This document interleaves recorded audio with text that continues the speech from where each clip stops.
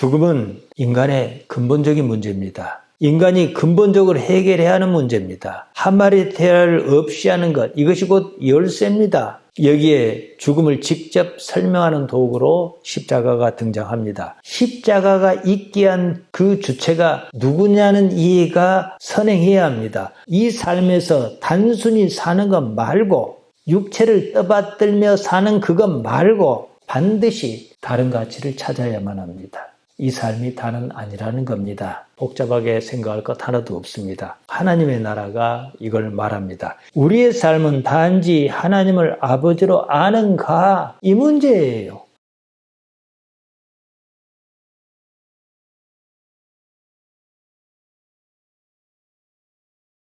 삶은 실제입니다. 누구나 거짓으로 살지는 않습니다. 삶은 표상이 아닙니다. 표상이란 말은 머릿속에서 그려진 그림을 말합니다. 추상적인 것을 구체적인 형상처럼 생각하는 겁니다. 감각에 의해 획득한 것을 마음속에서 재생하는 것을 표상이라고 합니다. 철학에서는 표상을 지각에 의해서 의식에 나타나는 외계 대상의 상이라고 합니다. 냉정하게 말해서 실제는 아닙니다. 내 머릿속의 현상입니다. 의미가 있을 뿐입니다. 예수님께서 나를 위하여 십자가에 달려 죽으셨다고 그럽니다. 골백번을 걸으신들 그것은 나의 머릿속의 상, 이미지입니다. 표상입니다. 예수님의 사건은 그 상황을 나 자신의 사건으로 실제화해야 한다는 것을 말합니다. 대부분의 기독교인은 이것을 잘 이해하지 못합니다. 예수님의 십자가가 머릿속에서만 의미가 있을 뿐입니다. 실제 삶에서는 상관없는 일입니다. 삶은 현실입니다. 실제 상황입니다. 내가 사는 이 삶에서 종교가 그저 표상으로만 머문다면 거기서 능력을 기대할 수 없습니다. 남이 나를 대신해서 밥을 먹어줄 수는 없는 일입니다. 밥은 내가 직접 먹어야 내 배가 부른 법입니다. 예수님을 따라하는 것밖에 하는 방법이 없습니다. 이게 우리 기독신앙입니다. 예수님께서 하나님을 어찌 생각하셨는지 그걸 이해하고 그 길을 그대로 따라가자는 겁니다. 우리가 지금 요한복음을 보고 있습니다. 복음이란 말은 복 있는 소리, 기쁜 소식이라는 뜻입니다. 요한복음은 요한이 전하는 복 있는 소리입니다. 듣고 그대로 행하면 복 받는다 이겁니다. 우리가 가진 성경에는 복음을 쓴 사람이 4명이 있습니다. 요한 말고도 마태, 마가, 누가가 있습니다. 때로는 이것이 헷갈립니다. 같은 이야기면 한 사람이 쓰는 것으로 충분합니다. 마태, 마가, 누가, 요한이 한 자리에 모여서 상에서 쓰지 않았습니다. 그랬을 것 같으면 4사람의 복음이라고 하나로 편찬했을 것입니다. 사실은 4명이 각각 자기 얘기를 하는 겁니다. 자기 입장에서 말입니다. 무엇보다도 제자가 예수님을 따라다니며 쓴 게 아닙니다. 십자가와 부활이라는 엄청난 사건을 겪었습니다. 가만 생각해 보니까 이거 써야겠다 싶었던 겁니다. 저마다 기억과 이해가 조금씩 다를 수밖에 없습니다. 사람마다 관심이 다르지 않습니까? 이런 것이 각기 복음서를 쓰는데 영향을 준다는 겁니다. 여기서 우리는 같은 것과 다른 것을 비교해 가면서 예수님의 사건에서 사실을 추적하는 겁니다. 표상을 넘어 나 자신의 삶에서 현실화하려는 겁니다. 성경이 말하는 믿음은 바로 이것입니다. 4사람이 똑같은 소리를 하면 그것은 사실로 믿을 수 있습니다. 똑같은 시공간에 있었던 일을 4사람이 서로 다른 소리를 한다면 이건 좀 따져봐야 합니다. 그러면서 놓치지 말아야 하는 것은 복음서를 쓴 사람이 도대체 무엇에 관심을 가졌는가 하는 점입니다. 글이란 글쓴이의 관심을 반영하게 마련입니다. 오늘 우리가 읽은 본문에 하나님의 어린 양이라는 말이 나옵니다. 다른 복음서에는 없는 말입니다. 한편으로 세례 요한이 감옥에 갇혔다는 사실은 요한복음에는 없습니다. 요한이 무엇에 관심을 가졌느냐는 거예요. 본문을 보면서 말씀드리겠습니다. 29절입니다. 이튿날 요한이 예수께서 자기에게 나오심을 보고 이르되 보라 세상 죄를 지고 가는 하나님의 어린 양이로다.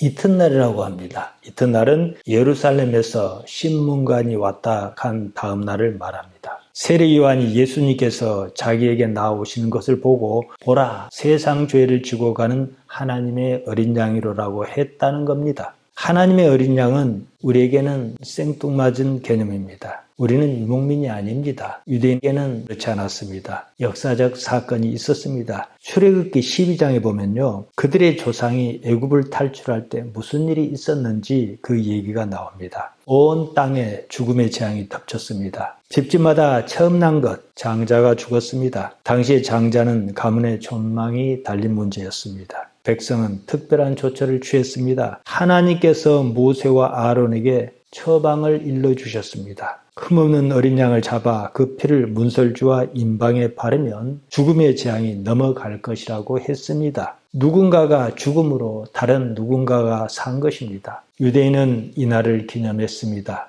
6월절입니다. 영어로 패스오버입니다. 넘어갔다는 말입니다. 이로써 유대인은 자기들이 하나님의 백성이라고 믿었습니다. 6월절 사건은 구속의 대가를 상징합니다. 누군가는 대신 죽어야 했습니다. 어린 양이 대신 죽었습니다. 하나님의 어린 양이란 말은 이런 뜻입니다. 기독교에서 대속의 교리가 여기서 생겨났습니다. 6월절이면 수많은 사람이 예루살렘 성전으로 올라갔습니다. 저마다 희생제사를 드렸습니다. 말이 성전이지 그 모습은 도살장이었습니다. 염원 짐승이 죽어나갔습니다. 아무리 양이지만 곱게 죽으려고 하겠습니까? 안 죽겠다고 발버둥 치는 놈을 잡아 목을 땄습니다. 온통 피범벅이었습니다. 성전에 피비린내가 진동했습니다. 사람이나 짐승이나 한 생명이 죽는 것은 쉬운 일이 아닙니다. 양을 죽여 피를 보는 행위가 제사입니다. 당시에 눈에 보이는 강력한 표상이었습니다. 죽음은 이런 것이구나. 내가 이렇게 죽을 수도 있겠구나. 사람이라면 그런 생각을 합니다. 당시에는 인권이고 뭐고 이런 것이 없었습니다. 사람을 사고파는 시대였습니다. 잘못 걸리면 노예로 전락했습니다. 언제든지 죽음이 눈앞에 왔다 갔다 했습니다. 그러는 시대의 말이에요. 자기 눈앞에서 피가 튀었습니다. 얼마나 생생했겠습니까? 예수님이 십자가에 달려 죽었습니다. 어째서 그런 일이 있었는지는 차치하고 지금 기독교는 딱 그 틀만 가져온 겁니다. 예수님이 십자가에 달린 그날이 6월절이었습니다. 맞아떨어졌습니다. 초대교회의 인식이 그랬습니다. 사도 바울은 고린도전서 5장 7절에서 우리의 6월절 양 곧 그리스도께서 희생되셨느니라 이렇게 말했습니다. 이런 인식의 바탕이 기독교 태동을 이야기했습니다. 이것을 이해해야 합니다. 마가복음에는 예수님이 6월절 당일에 죽은 것으로 나옵니다. 요한복음은 그날을 하루씩 앞당겨 설정했습니다. 요한복음 19장 14절에 보면 6월절 준비일이라고 했습니다. 전날입니다. 양을 잡는 그날 오후에 예수님이 십자가에 못 박혔다는 겁니다. 요한이 그랬습니다. 성전에서 6월절 어린 양을 잡고 있는 바로 그때였습니다. 여기서 요한이 무슨 말을 하려는가 의도가 보이지 않습니까? 예수님이 6월절 어린 양이다 이 말입니다. 오늘 본문에서 사도 요한은 세례 요한의 입을 빌려 이걸 얘기합니다. 하나님의 어린 양이라고 했습니다. 이러면서 대속의 개념이 굳어갔습니다. 사도 요한은 세례 요한을 등장시켜 예수님을 가리켜 하나님의 어린 양이라고 했습니다. 세례 요한이 한 말이라고 하지만 사실은 사도 요한이 하고 싶은 말입니다. 이런 방식은 소설에 흔히 나타납니다. 작가는 등장인물을 통해 자기가 하고 싶은 말을 합니다. 세례 요한이 실제로 그 말을 했는지 우리로서는 알 수가 없습니다. 했다고 하니까 했는가 보다 하는 겁니다. 했다 해도 뭐 크게 문제는 없으니까 말입니다. 세례 요한이 어떤 사람입니까? 자기가 그 말을 하는 것보다 훨씬 더 강력합니다. 보라, 세상 죄를 지고 가는 하나님의 어린 양이로다 그랬습니다. 누가 보더라도 예수님이 십자가에 달려 죽는 그 모습이 생각나지 않습니까? 이번 6월절에는 양이 아니라 예수님이 희생제물입니다. 이렇게 보면 세례 요한은 예수님께서 십자가에 달려 죽으실 줄 알고 있었다는 뜻입니다. 적어도 요한복음에서는 말입니다. 여기에 문제가 있습니다. 지난 시간에 제가 말씀드렸습니다. 세례 요한은 헤롯과 헤로데아의 불륜 관계를 따진 사람입니다. 그 일로 옥에 갇혔습니다. 목에 잘려 죽었습니다. 이 일은 마태, 마가, 누가가 똑같이 언급했습니다. 그 일이 실제로 있었다는 얘기입니다. 세례 요한의 수감 장면이 마태복음 11장 2절과 누가복음 7장 18절 이하에 각각 나옵니다. 마가는 마가복음 1장 14절에서 예수님께서는 요한이 잡힌 후에 복음을 전파하기 시작하셨다 이렇게 기록합니다. 마가복음 6장 14절에서 29절에는 요한이 어떻게 죽었는지 아주 자세하게 기록했습니다. 이런 일을 사도 요한이 몰랐을 리가 없습니다. 더구나 요한은 마태와 함께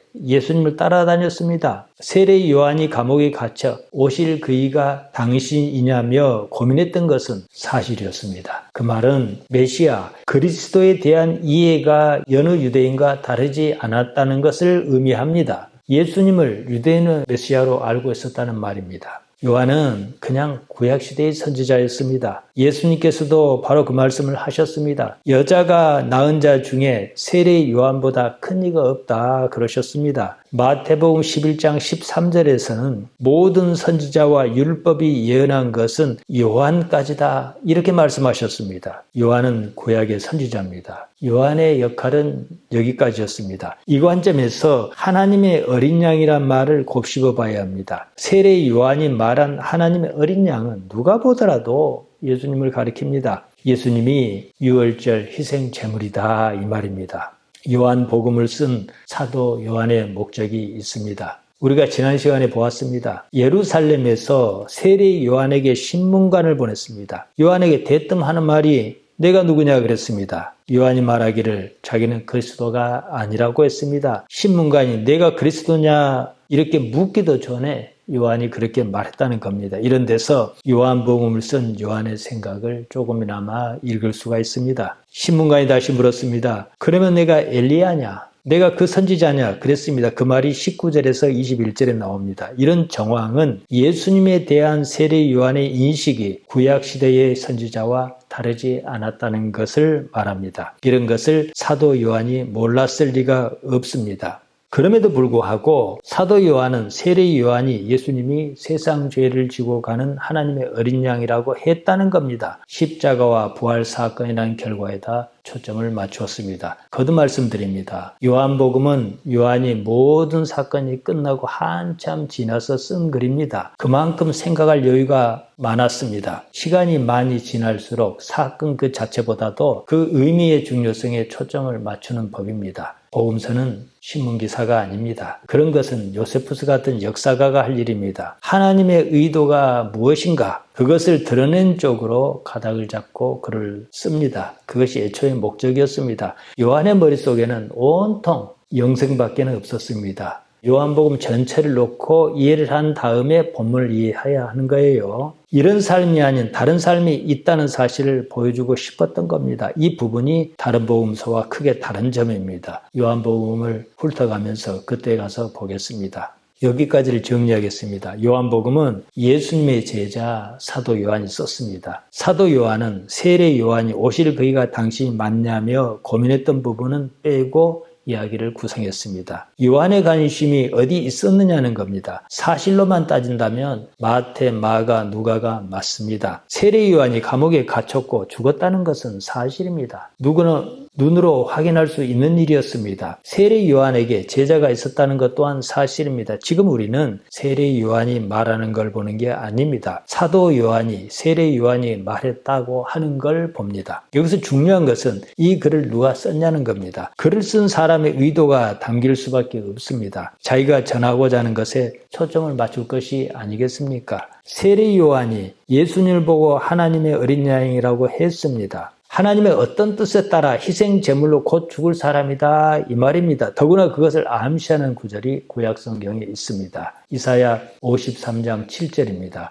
도수장으로 끌려가는 어린 양이란 말이 나옵니다. 누구든지 예수님의 십자가 사건을 두고 하는 말이라고 생각합니다. 이렇게 정해진 결과를 놓고 본다면 세례 요한이 예수님을 보고 세상 죄를 지고 가는 하나님의 어린 양이라고 말했다 해서 문제를 삼을 수는 없습니다. 나타난 결과가 그랬기 때문입니다. 요한의 의도는 지금 예수님에 대해서 뭐라 말했다더라 이게 아닙니다. 태초부터 있었던 그 말씀이 지금 어떻게 나타나는가, 그리고 그 말씀이 무엇을 지향하는가, 이 줄기 가운데서 하는 얘기입니다. 여기서 지금 우리가 사는 이 삶을 뛰어넘는 영생의 개념이 나옵니다. 물론 마태나 마가나 누가도 영생을 얘기했습니다. 거기서는 요한이 말한 것처럼 개념이 분명하지 않습니다. 나중에 다시 보겠습니다만 마태나 마가나 누가가 말한 영생은 종말론적인 이해입니다. 미래적 개념입니다. 죽거든 그때 가서 보자 이런 겁니다. 요한은 그와 다릅니다. 영생을 현실 문제로 보았다는 겁니다. 요한이 말하는 영생은 지금 여기에서 시작합니다. 이것을 알아채지 못하면 요한복음을 쓴 요한의 의도에 전혀 접근하지 못합니다.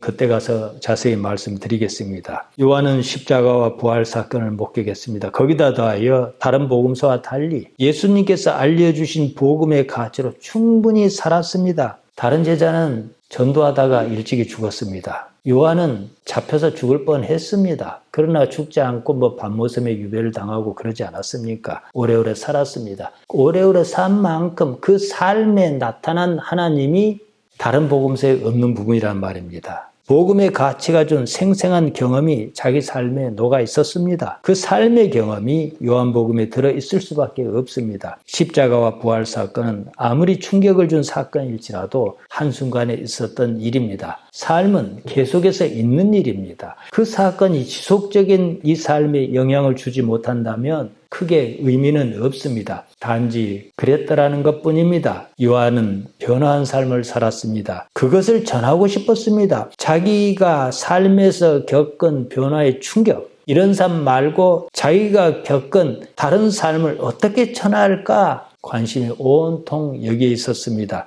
그런 바탕에서 요한복음을 쓴 겁니다. 요한복음을 읽는 독자가 예수님 사건에 대해서 본질을 오해할 만한 것은 그래서 다 뺐습니다. 심지어 세례 요한이 어쩌다 목이 잘려 죽기에 이르렀는가, 하나님의 선지자가 눈앞에서 목이 날아갔습니다. 그 사실조차도 뺐습니다. 그 사건만 놓고 본다면 그만큼 충격적인 사건도 없었을 겁니다. 복음서의 바탕은 실제로 있었던 일인 것은 사실입니다. 그 중에서 자기가 전하고자 하는 핵심 가치를 흐리게 하는 요소를 뺐다는 겁니다. 주목적이 따로 있었습니다. 당시에 있었던 일만 놓고 본다면 마가복음이 사실에 가장 가깝습니다. 가장 먼저 썼고 그런 만큼 경황이 없이 기록한 흔적이 여기저기서 보이기 때문입니다. 앞뒤가 맞지 않는 듯한 구성도 몇 군데 나옵니다. 문학적으로는 이런 기법이 있긴 있습니다. 샌드위치 구조라고 하는데요. 세례 요한이 죽었거나 말았거나 우리 입장에서 볼 때 우리가 영생을 얻는 일과는 아무런 상관이 없는 일입니다. 요한은 예수님이 성전에서 유월절 양을 잡고 있을 바로 그 순간에 십자가에 달려 죽었다고 시기를 하루 앞당겨 설정했습니다. 이것은 정확한 역사가 아닐는지 모릅니다. 그것이 요한의 신학입니다. 요한은 예수님에 대하여 유월절 하나님의 어린 양, 곧 유월절 희생양 이미지를 끝까지 관철시킵니다.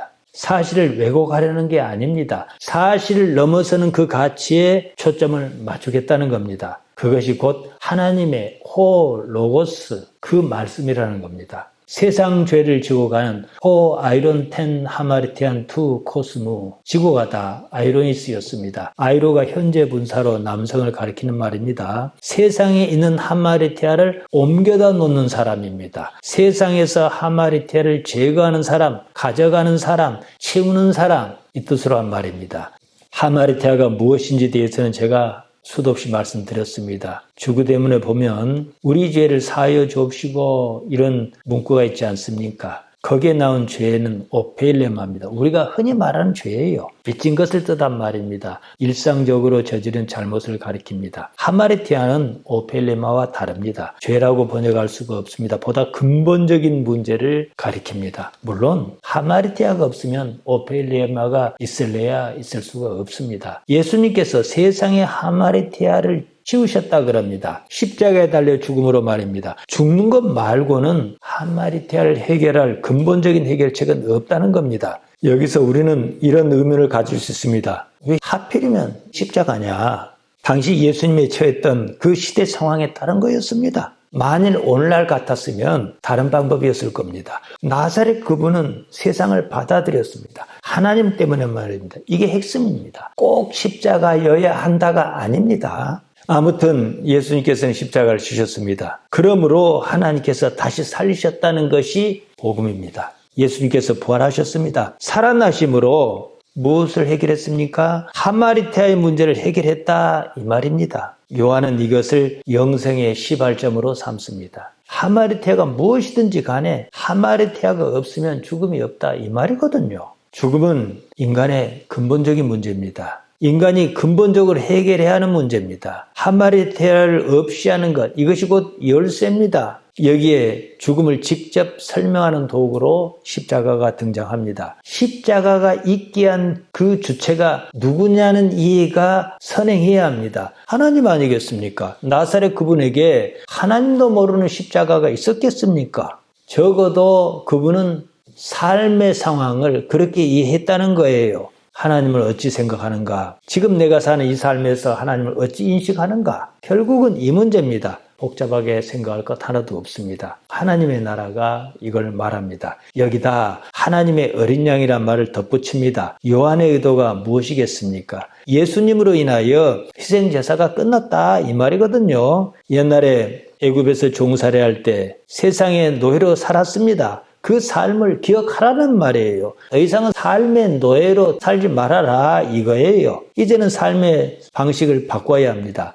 나사렛 그분의 방식으로 말입니다. 보통 교회는 예수님이 나의 모든 죄를 짊어지고 어쩌고 했다고 합니다. 서두에서 말씀드린 대로 그건 표상입니다. 나에게는 실제가 아니에요. 실제로 그런 일이 있었지만 말입니다. 대속은 관념입니다. 구체적인 대상이 아닌 추상적인 생각이나 심리를 나타내는 말입니다. 내가 그렇다고 믿으면 그러고 안 믿으면 안 그러냐는 거예요. 관념은 단지 의미 전달 그 자체가 목적입니다. 그 이상은 아니에요. 다시 말씀드리자면 내 배가 고프면 내가 밥을 먹어야 합니다. 남이 나를 대신해서 밥을 먹어줄 수는 없는 일입니다. 삶은 실제입니다. 현실입니다. 삶은 거짓이나 상상이 아니에요. 우리가 매일처럼 겪는 현실의 문제입니다. 대개는 믿음이 자기 관념을 벗어나지 못합니다. 그 때문에 정광훈 목사를 하늘이라고 하지 않나 문선명을 재림주라고 믿는 겁니다. 나사렛 그분은 자기 십자가를 졌습니다. 그뿐이에요. 여기서 우리가 주목해야 할 부분은 그분은 당신이 한 말과 행동이 일치했다는 겁니다. 그분의 말을 신뢰할 수가 있습니다. 그로써 우리는 그분이 한 말이 사실이라고 믿는 겁니다. 예수님께서 당신을 따르는 사람에게 이렇게 말씀하셨습니다. 마가복음 8장 34절입니다. 무리와 제자를 불러 이르시되 누구든지 나를 따라오려거든 자기를 부인하고 자기 십자가를 지고 나를 따를 것이니라. 지금 기독교는 자기 부인을 생각하지 않습니다. 관심이 없습니다. 오히려 자기를 믿습니다. 그 믿음을 더욱 공고히 합니다. 십자가를 지는 일은 안중에도 없습니다. 예수님을 믿지 않아요. 영 푸니마로 계시는 하나님을 어떻게 현실화할 것인가 이런데 별로 관심이 없습니다. 30절입니다. 내가 전에 말하기를 내 뒤에 오는 사람이 있는데 나보다 앞선 것은 그가 나보다 먼저 계심이란 것이 이 사람을 가리킴이라. 내가 전에 그런 얘기를 했다 이 말입니다. 앞서 15절과 26절, 27절에서 그 말이 나옵니다. 원문에서 본절은 지시대명사 후토스로 시작합니다. 이 사람입니다. 이 사람이 누구냐면 이러면서 시작하는 거예요. 나보다 먼저 있었던 사람이라는 겁니다. 나보다 먼저 있었다. 호티 프로토스 무엔입니다. 나보다 먼저 있어 왔다 이 말입니다. 그에 앞서 내 뒤에 오신이란 말은 예수님이 세례 요한 자신의 사역 이후에 등장한다는 말입니다. 그가 나보다 먼저 있었다는 말은 예수님이 존재의 기원이 자기보다 앞섰다 이 뜻입니다. 헬라 문장 구조상 존재론적 선제를 뜻합니다. 이 개념은 요한복음 도처에 나타납니다. 요한복음 8장 58절에서 보면 예수님께서는 이렇게 말씀하셨어요. 아브라함이 있기 전부터 내가 있었느니라. 또 출애굽기 3장 14절에서 하나님께서는 모세에게 나는 스스로 있는 자다 이렇게 말씀하십니다. 이 말과 맥이 맞다 했습니다. 31절입니다. 나도 그를 알지 못하였으나 내가 와서 물로 세례를 베푸는 것은 그를 이스라엘에 나타내려 함이라 하니라. 나도 그를 알지 못하였으나 카고 우크 에데인 아우톤 나 또한 그를 알지 못했다. 나 또한 그를 처음부터 안 것은 아니다. 이 말입니다. 세례 요한 또한 연애 유대인과 같았다 이 말을 하려는 겁니다. 여기서 예수님을 안다는 말이 어느 수준으로 아는가 따져볼 필요가 있습니다. 예수님을 아는 것에는 두 단계를 거칩니다. 첫째는 예수님께서는 그리스도시라는 겁니다. 여기서 그리스도는 유대인의 왕, 지금 우리가 생각하는 그리스도 말고요. 둘째는 예수님께서는 그 그리스도가 아니라는 겁니다. 복음서 기자는 바로 이 대목을 분명히 하고 싶었습니다. 유대인의 나라를 세우려고 오신 게 아니라 하나님의 나라를 이루려고 오신 분이다 이 말이에요. 여기에 대해서도 지난 시간에 말씀드렸습니다. 요한 자신이 와서 물로 세례를 베푸는 것은 그를 이스라엘에 나타내려 함이라고 했습니다. 앞서 23절에서 자기는 주의 길을 곧게 하라고 광야에서 외치는 자의 소리라고 했습니다. 이 말과 맥이 같습니다. 왜 세례를 주었는가? 예수님을 나타내려고 그런 것이다 이 말이에요. 예수님을 드러내는데 목적이 있었다는 겁니다. 32절입니다. 요한이 또 증언하여 이르되 내가 보매 성령이 비둘기같이 하늘로부터 내려와서 그의 위에 머물렀더라. 자기가 테디아마이 지켜보았다 이거거든요. 성령이 하늘로부터 푸뉴마가 예수님 위에 비둘기처럼 머물렀다라는 겁니다. 성령이라고 번역한 말 여기서는 푸뉴마입니다. 그냥 영입니다. 정확히 말하면 틀렸습니다. 푸뉴마는 영이에요. 우리가 가진 번역 성경은 성령이랬다가 영이랬다가 이랬다 저랬다 합니다. 성령은 말 그대로 거룩한 영입니다. 사도행전 5장 3절에 이런 구절이 있습니다. 베드로가 가로되 아나니아여 어찌하여 사탄이 내 마음에 가득하여 내가 성령을 속이고 땅값 얼마를 감췄느냐 이렇게 책망합니다. 그래서 아나니아가 죽었습니다. 초대교회에 네 것 내 것 없었습니다. 서로가 은혜 받아서 막 자기 재물을 내놓고 했단 말이에요. 아나니아 내에도 그렇게 했습니다.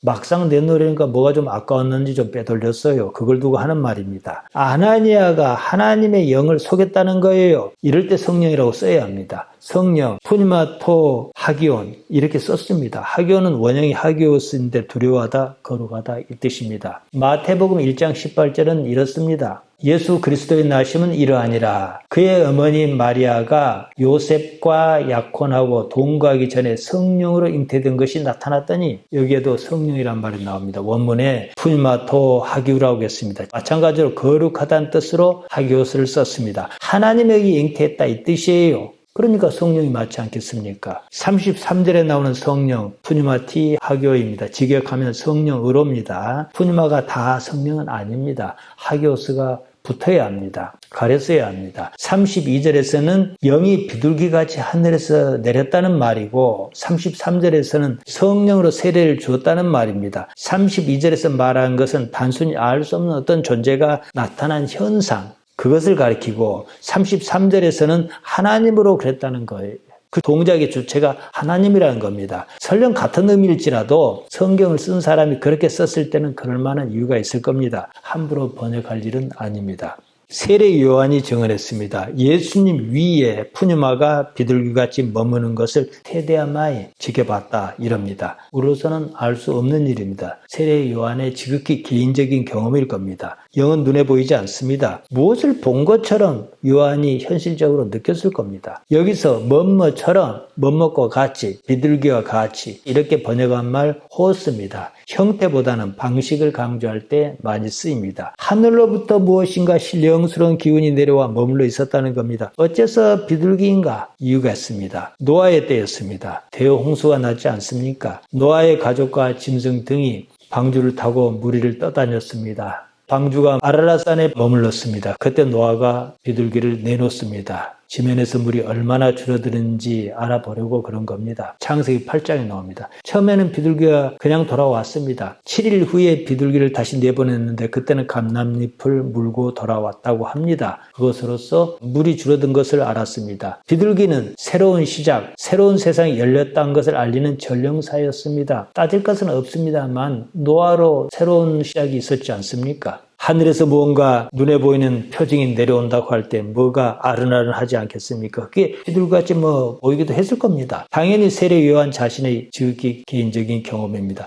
그랬든 저랬든 그게 중요한 건 아닙니다. 우리 입장에서 본다면 결론은 정해져 있습니다. 결론으로 본다면 세례 요한이 비둘기가 어쨌다 한들 아니라고 따질 이유는 없습니다. 이미 난 결론이니까 말입니다. 제가 말씀드리고 싶은 것은 자기도 잘 알지 못하는 성령이 비둘기같이 어쩌고 말하지 말라는 하는 겁니다. 요한 자신에게는 부인할 수 없는 어떤 경험이었겠지만 우리에게는 아닙니다. 아주 옛날에 현신의 권사가 어쨌다더라 이 수준입니다. 사도 요한도 자기는 전하는 입장이기 때문에 32절에서는 푸뉴마라고 했고 33절에서는 푸뉴마티 하교이라고 했을 겁니다. 33절입니다. 나도 그를 알지 못하였으나 나를 보내어 물로 세례를 베풀라 하신 그이가 나에게 말씀하시되 성령이 내려서 누구 위에 머무는 것을 보거든 그가 곧 성령으로 세례를 베푸는 이인 줄 알라 하셨기에 여기서 성령이란 말이 2번 나옵니다. 앞에 나오는 말로 성령이 내려서 여기서는 푸뉴마라고 했습니다. 성령이 아니고 그냥 영입니다. 뒤에 성령이 있어 여기서는 푸뉴마티 하교이라고 했습니다. 앞에서는 그냥 영이고 뒤에는 성령이 맞습니다. 문장 구조를 보면 그냥 이해가 갑니다. 영이 내렸던 것을 느꼈습니다. 아른아른했는지 어쨌는지 간에 그런 느낌이었습니다. 무엇이 내려왔어요. 성령인지 뭔지 모릅니다. 모르는 걸 가지고 성령이라 할 수는 없는 거예요. 분명한 것은 영적인 현상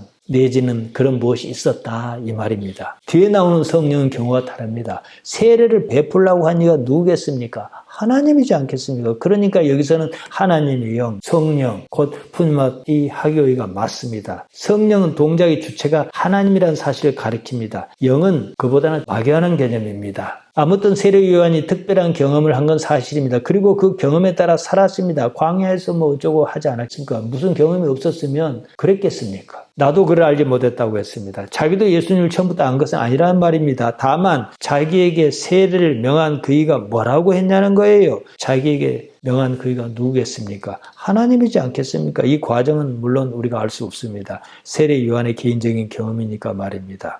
앞서도 말씀드렸습니다만 세례 요한이 어떻게 살았습니까? 그것이 그가 한 말을 증명합니다. 우리는 성경을 통해서 그런 정황을 충분히 사실로 인지할 정도로 확보할 수 있습니다. 그래서 세례 요한이 하나님의 사람이라는 걸 압니다. 이렇게 아는 것으로 세례 요한이 한 말이 사실이라고 판단하는 거예요. 34절 봅니다. 계속해서 세례 요한이 말했다는 것을 이야기합니다. 내가 보고 그가 하나님의 아들이심을 증언하였노라 하니라. 요한은 세례 요한을 통해서 예수님이 호 휘오스투 데우 하나님의 아들이었다는 걸 드러냅니다. 요한은 예수님의 정체성을 말합니다. 하나님의 어린 양, 예수님으로 인하여 하마리티알 없이 하는 방법, 예수님의 선제, 성령에 의한 출현 이런 걸 최고의 선지자였던 세례 요한의 증언을 가지고 이야기하는 거예요. 이게 무슨 말이겠습니까? 세례 요한의 사회적 위상이 어떠했습니까? 그걸 충분히 활용했다 이 말입니다. 세례 요한이 예수님을 보고 하나님의 아들이라고 했으면 말 다 했지 않느냐는 겁니다. 아들이라고 하면 아버지가 있을 게 아니겠습니까? 아버지는 출처를 가리킵니다. 예수님께서 요한복음 3장 6절에서 그 말씀을 하셨습니다. 그때 가서 보겠습니다만 육으로 난 것은 육이요 영으로 난 건 영이라고 말입니다. 이 말은 나는 육체가 아니다 이 말입니다. 내가 육체일 것 같으면 육체가 요구하는 것을 믿고 따를 겁니다. 사람은 그러지 않습니다. 대개 육체의 요구를 따르긴 해도 다 따르는 건 아닙니다.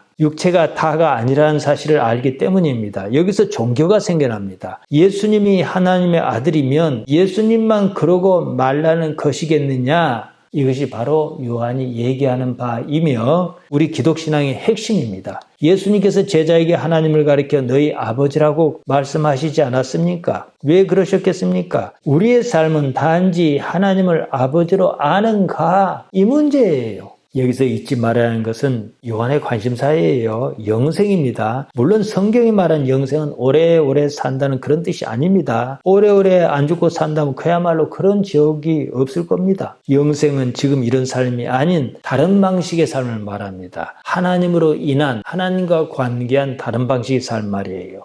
영생은요, 하나님을 아는 겁니다. 예수님께서 그리 말씀하셨습니다. 요한복음 17장 3절에 나옵니다. 예수님의 존재 가치는 다름 아닌 이것이었습니다. 예수님을 알므로 하나님을 아는 거예요. 이게 우리 기독 신앙입니다. 예수님을 모르고 하나님을 알기란 참으로 어려운 일입니다. 역사에서 예수님이란 존재가 뭡니까? 하나님을 현실화하신 분이에요. 그러면 나에게 사명이 주어집니다. 나는 내 삶에서 어떻게 하나님을 현실화할 것인가 이 말입니다.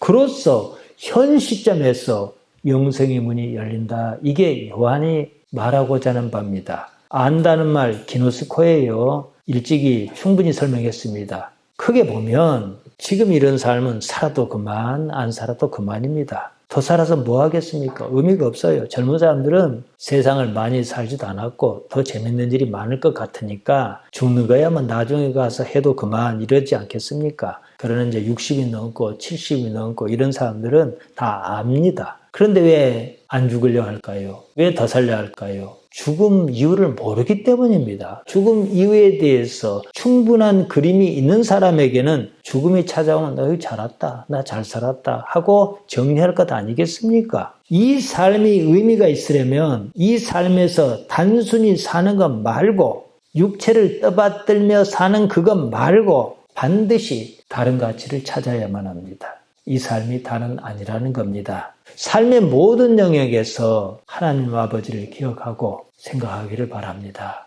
기도합시다. 하나님 우리 아버지, 우리를 여기까지 인도하셨습니다. 주의 말씀대로 이 삶에서 하나님 아버지를 현실적으로 모시며 사는 그런 삶을 살 수 있도록 우리를 인도해 주옵소서. 우리가 매일 접하는 그 삶 가운데 하나님 아버지께서 어떻게 나타나시고 이끄시는지 아는 능력을 우리에게 허락하여 주옵소서. 예수님 이름으로 기도하옵나이다. 아멘.